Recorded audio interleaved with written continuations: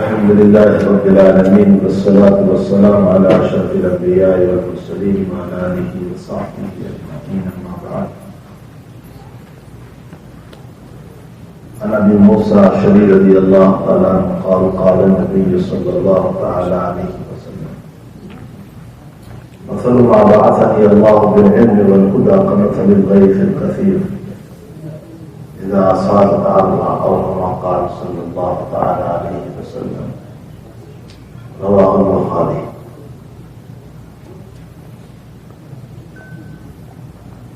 بزرگان محترم، دنیا میں کوئی قوم ترقی نہیں کر سکتی ہے جب تک کہ اس کے پاس علم نہ ہو. جہالت انسان کی بدترین چیز ہے. حضرت عبداللہ بن عباس رضی اللہ تعالیٰ عنہ فرماتے ہیں کہ حضور پاک صلی اللہ علیہ وسلم کے دنیا میں آنے سے پہلے جو جہالت تھی خصوصاً عرب میں،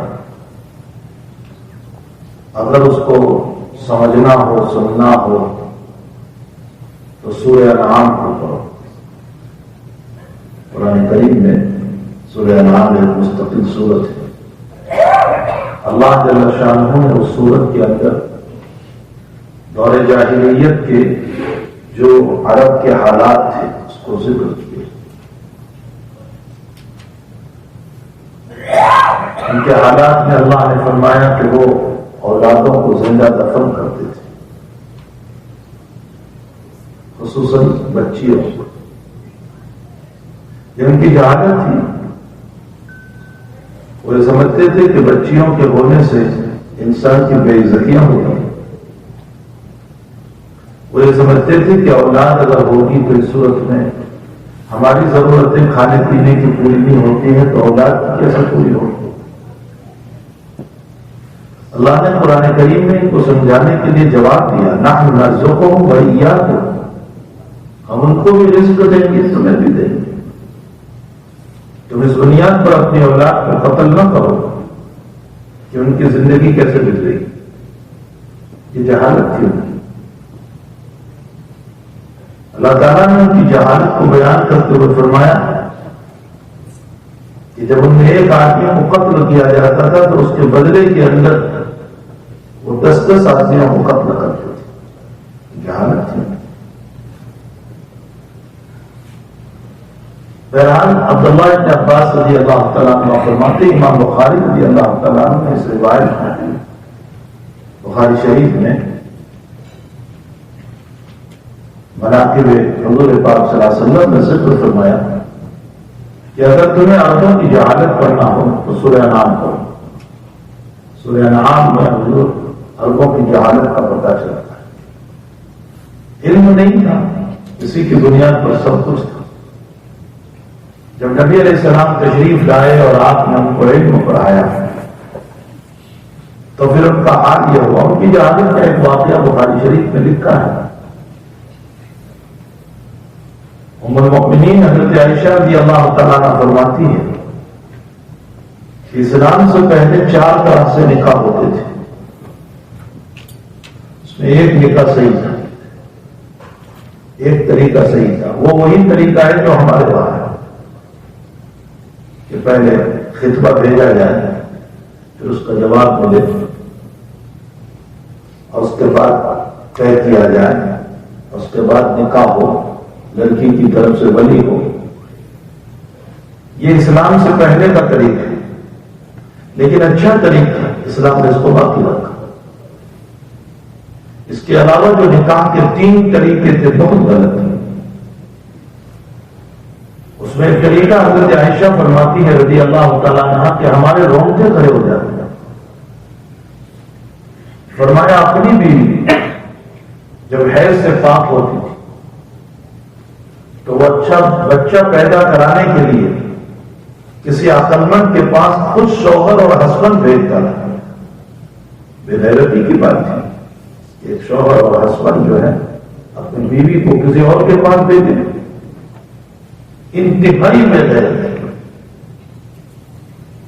اور جب اس عقل مند سے حمل ٹھہر جاتا تو عورت اس سے مرد اس سے قریب نہیں جاتا، جب تک کہ وہ بچہ پیدا نہ ہو جائے. یہ دور جاہلیت کا مسئلہ تھا. اور بھی اسی طرح کے دو اور طریق تھے.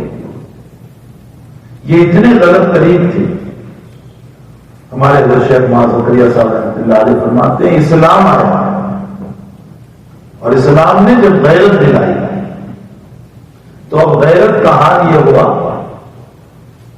کہ ایک صحابی رضی اللہ تعالیٰ نے فرماتے ہیں کہ یا رسول اللہ مسئلہ پوچھ رہے حضور سے, یا رسول اللہ میری بیوی کے ساتھ میں کسی اور کو دیکھوں اور میں اس کو اگر قتل کر دوں تو کیا قصاصاً مجھے قتل کیا جائے گا؟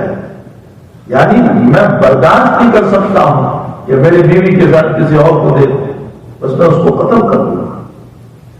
ایک وہ دور جاہلیت کا مسئلہ تھا کہ خود بیچتے تھے, اور ایک یہ اسلام آیا کہ اتنی غیرت پیدا ہو گئی کہ اپنی بیوی کے ساتھ کسی کو مشغول دیکھے تو قتل کرنے کے لیے تیار ہو.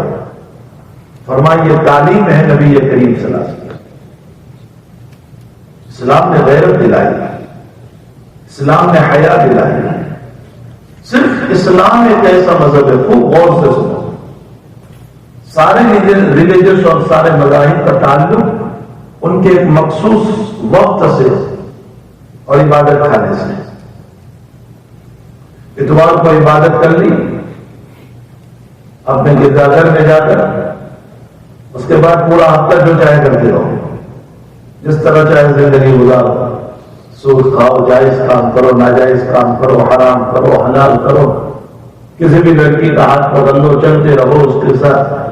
بھائی عبادت بس صرف سنڈے کو ہے, تھوڑی دیر گئے عبادت کھانے میں اور مسئلہ ختم. تھوڑی دیر گئے سنیچر کے دن اپنے عبادت کھانے میں, مسئلہ ختم. تھوڑی دیر گئے اپنے مندر کے اندر اور ذرا پوجا پاٹ کر لی, اپنے معبود کو جو بھی جس طرح کا بھی تھا اس کو جھک لیا, اس کو سجدہ کر لیا. آنے کے بعد جس طرح چاہے زندگی گزارو. تمام مذاہب کو اگر آپ اٹھا کر کے دیکھیں تو ایک ٹیمپرری اور وقتی ایک مخصوص تھوڑے سے وقت کے اندر اس عبادت کو رکھا گیا. اسلام یہ کہہ رہا ہے کہ یہ تھوڑے سے وقت کی عبادت نہیں ہے کہ جمعہ میں آئے اور مسئلہ آپ کا ختم ہو گیا. آپ کی 24 گھنٹے کی لائف جو ہے وہ اللہ کی عبادت ہے. اور اس کی وجہ کیا ہے؟ ان اللہ اشتری من المؤمنین انفسهم واموالهم بان لهم الجنہ. اللہ کہتا ہے میں نے تمہاری باڈی کو بھی خرید لیا ہے اور تمہارے مال کو بھی خرید لیا ہے. اے مسلمانوں, تمہاری باڈی, تمہارا جسم جو ہے نا وہ بھی میری ملکیت ہے, اور تمہارا جو مال ہے وہ بھی میرا ہے. اس کے کس کے بدلے میں سودا کیا گیا؟ اللہ باہر کہہ رہا ہے کہ میں نے جنت کے بدلے میں خرید لیا, میں تمہیں جنت دینے والا ہوں. تو جنت کے بدلے میں ہمارا سودا ہو چکا ہے. اور جب میری زندگی, میری لائف, میری باڈی, میرا مال جب اللہ کی ملکیت ہو گئی تو اس کا مطلب یہ نکلا کہ اس اللہ کی رضامندی پر 24 گھنٹہ 24 آورس میری زندگی اس کی رضامندی پر چلے گی. اسی رضامندی کو عبادت قرار دیا گیا. اسی لیے اسلام کہتا ہے کہ تیرا غسل کرنا بھی عبادت ہے. اللہ, کوئی مذہب نہیں بتا رہا ہے کہ تیرا غسل کرنا عبادت ہے. اسلام کہہ رہا ہے تیرا غسل کرنا عبادت ہے. اسلام کہہ رہا ہے تیری آنکھوں میں سرما لگانا سنت رسول کی نیت سے عبادت ہے. واہ, ایک طرف سرما بھی لگا رہا ہے, ایک طرف عبادت بھی قرار دیا جا رہا ہے کہ تیری آنکھوں میں سرمے کا لگانا یہ اللہ کی عبادت ہے. اسلام کہہ رہا ہے تیرے اچھے کپڑے پہننا یہ عبادت ہے. اسی نے فرمایا کہ جب کسی کو اچھے کپڑے پہن کے دیکھو تو اس کو دعا دو.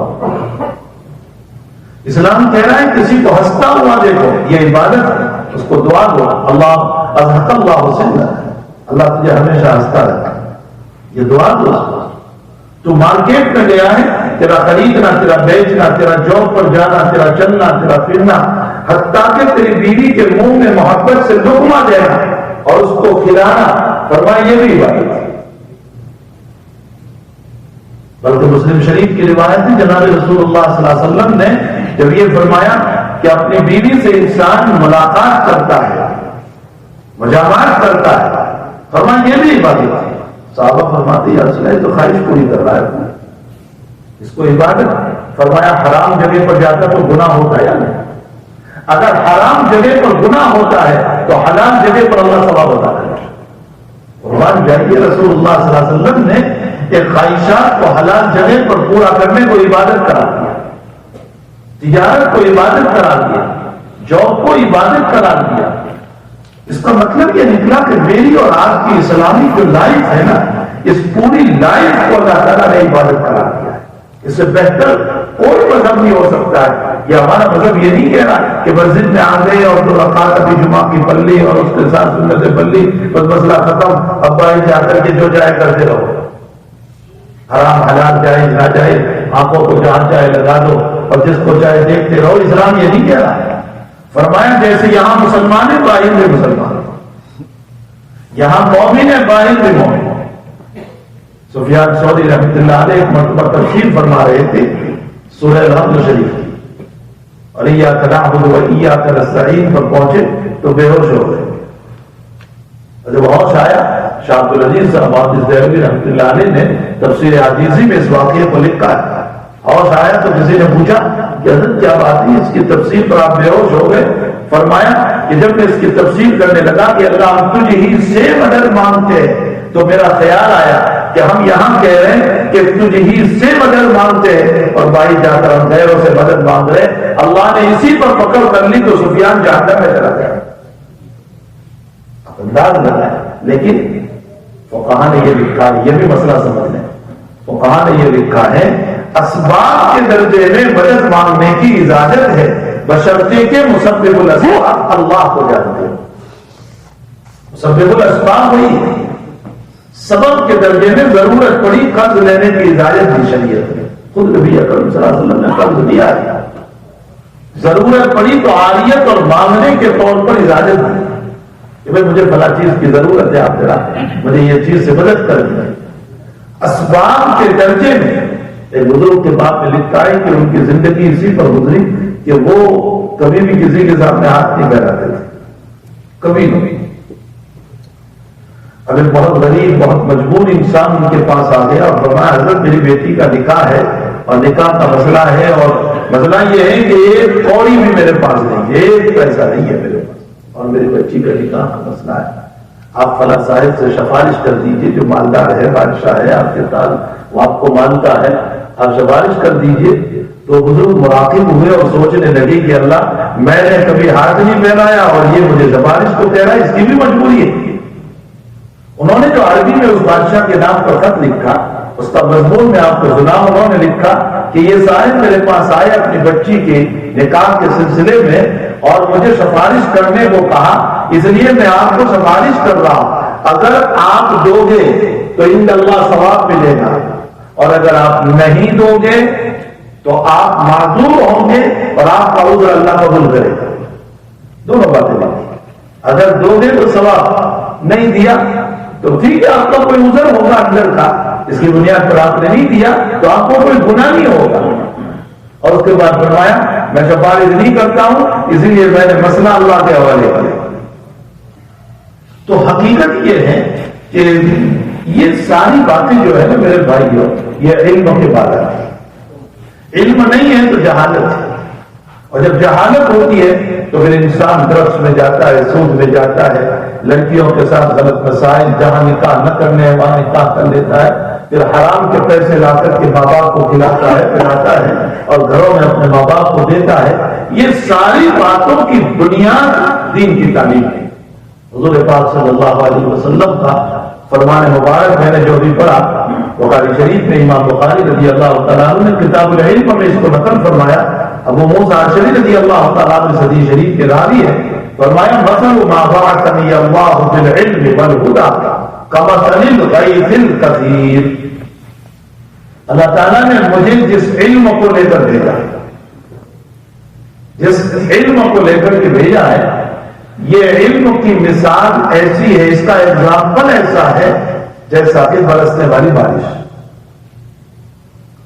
یہ جو بارش برستی ہے نا، حضور پاک صلی اللہ علیہ وسلم نے اپنے لائے ہوئے علم کو بارش سے، رین سے، آسمان کے پانی سے تشبیہ. مناسبت کیا ہے اس میں؟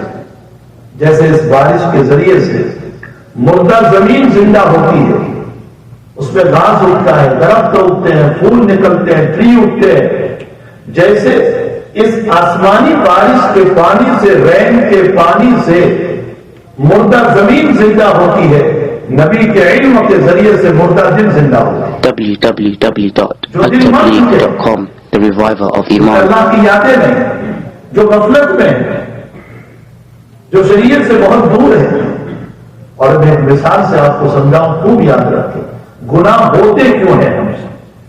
جو گناہ ہوتے ہیں نا، اس کی بنیادی وجہ کیا ہے؟ جو گوت اور جو بکریاں جو ہوا کرتی ہے، وہ جتنی اپنے محافظ، اپنے حفاظت کرنے والے، اس کی نگرانی کرنے والے کے قریب رہتی ہے، لائن حملہ نہیں کرے گا. مسئلہ ہے کہ اس کا مالک، اس کی نگرانی رکھنے والا، اس کی حفاظت کرنے والا اس کے ساتھ ساتھ ہے، اس لیے لائن حملہ نہیں کرے گا.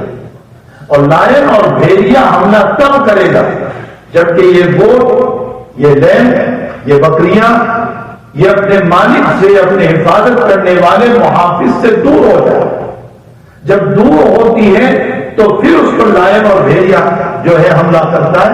ٹھیک اسی طرح بندہ جب اپنے رب جیسے محافظ سے دور ہوتا ہے تو شیطان حملہ کرتا ہے.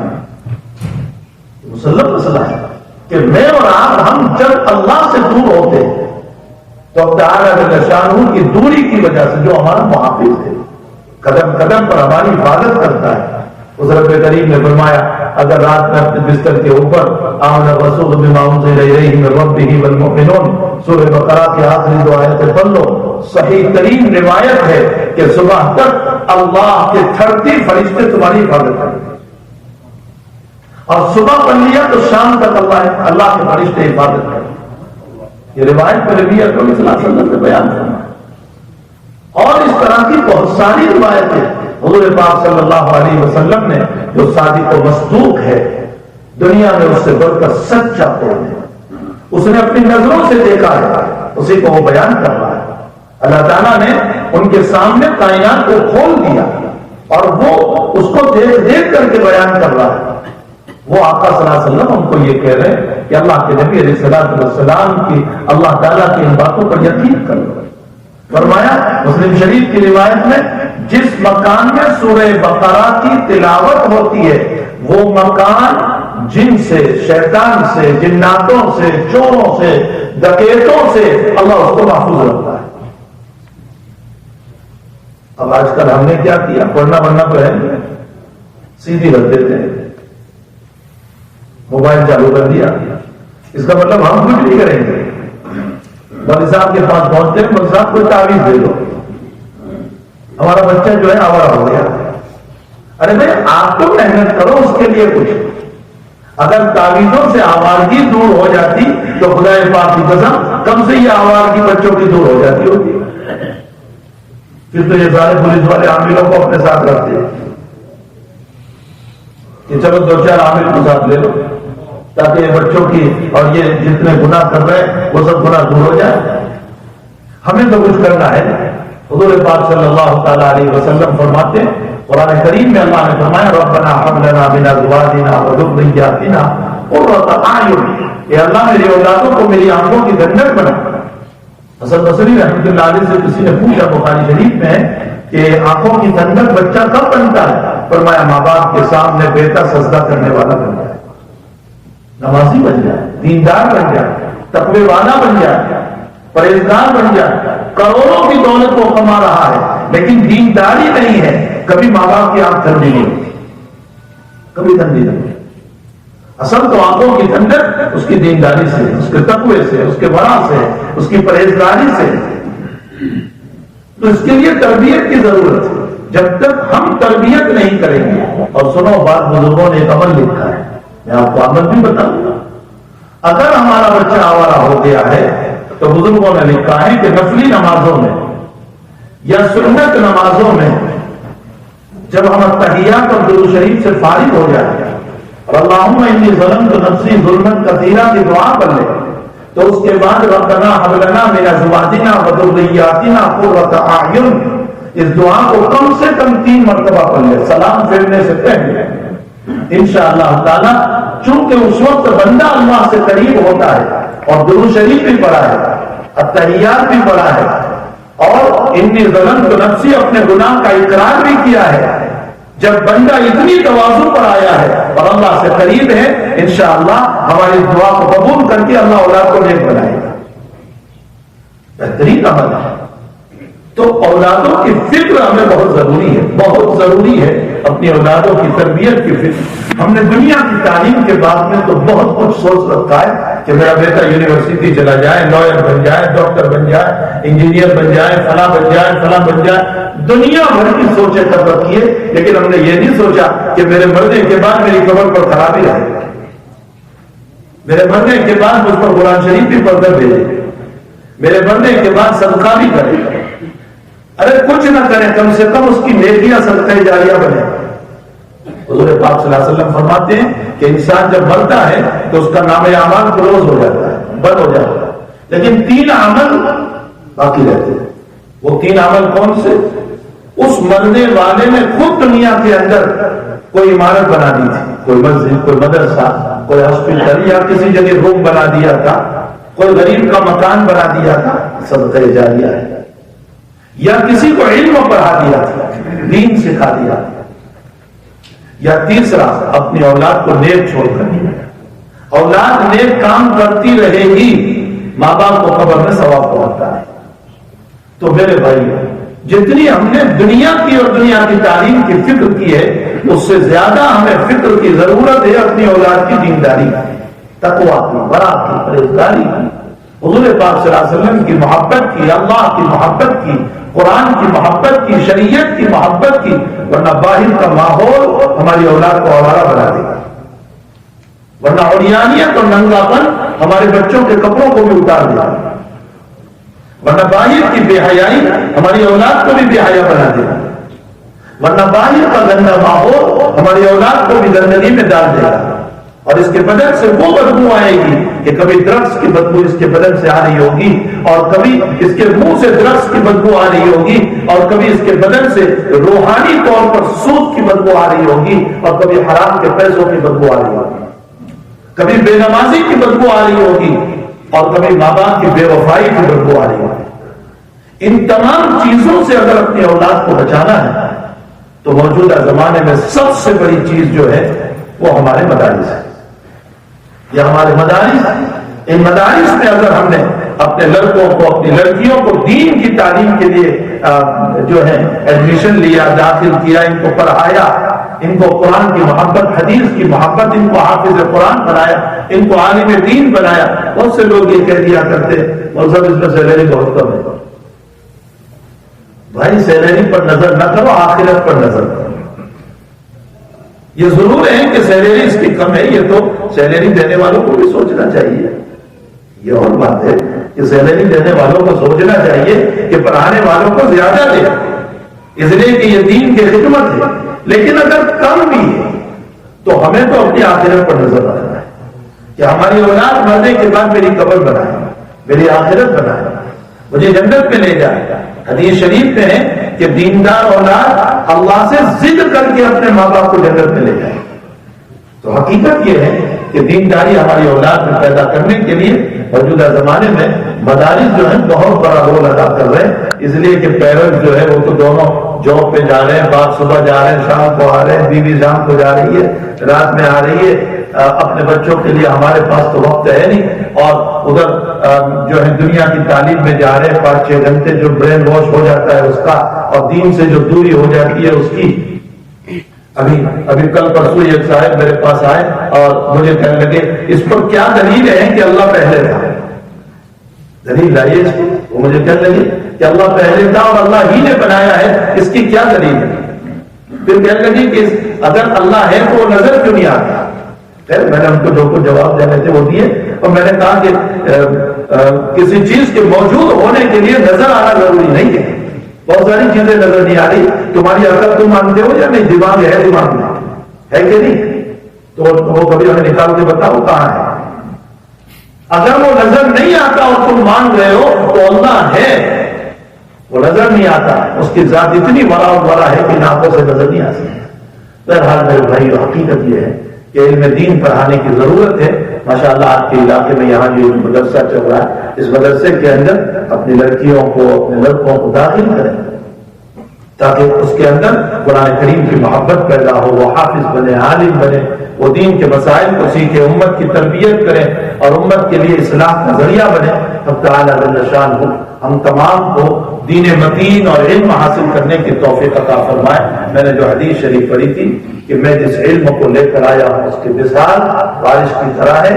ایک تو میں نے بیان کیا کہ جیسے بارش کے پانی سے مردہ زمین زندہ ہوتی ہے، اللہ کے نبی کی تعلیمات سے مردہ قلوب زندہ ہوتے ہیں۔ اور دوسری ایک بات آدھی منٹ کی ہے، ہمارے حضرت مایوسف صاحب رحمۃ اللہ علیہ فرمایا کرتے تھے کہ تم دنیا کی ساری چیزیں کھا لو پی لو، پیاس تو پانی ہی سے بھولتی ہے۔ ڈرنک پی، کوک پیا، اسپرائٹ پیا، کچھ بھی پیا، کہتے پانی لاؤ۔ ارے بھائی ابھی آپ نے اسپرائٹ پیا اور پانی مانگ رہے، کہتے پیاس تو پانی ہی سے بھولتی ہے۔ اللہ کے نبی علیہ السلام نے پانی سے مثال دے کر بتایا ساری دنیا کے علوم تم حاصل کر لو اور اعلیٰ درجے کے گریجویٹ بن جاؤ، لیکن تمہارے دلوں کا سکون تو میرے ہی علم سے ملے گا جو نبی لے کر کے آئے ہیں۔ اللہ بذکر اللہ تطمئن القلوب، اس لیے اس علم کو سیکھنے کی ضرورت ہے۔